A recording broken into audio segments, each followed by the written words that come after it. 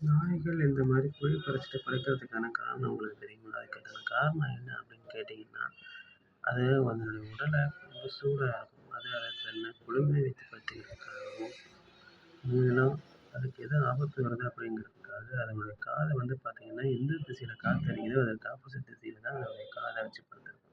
பார்த்தீங்கன்னா காற்று வந்து இந்த திசையில் தான் அடிக்குது. இது பார்த்தீங்கன்னாவே மரம், இலை எல்லாம் ஆடும். அதுக்கு ஆப்போசிட் திசையில் தான் அதனுடைய காதை வச்சு அதுவும் படுத்திருக்கும். இதுதான் அது நாய் சுற்றி படுக்கிறதுக்கு முன்னாடி சுற்றுறதுக்காகவும் தன்னை மாத ஆபத்துலேருந்து பாதுகாத்துக்கிறதுக்காகவும் தான் அது இந்த மாதிரி செயல்களை செய்கிறது.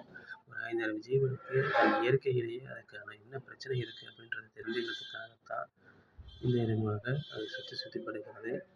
அந்த படுக்கிற இடங்கள் பார்த்தீங்கன்னா அதுக்கு வந்து மிகவும் குளிர்ச்சி தரமாக இருக்கணும். ஏன்னா அப்போ தான் அது தன்னோட உடலை குளிர்விச்சுக்க முடியும்.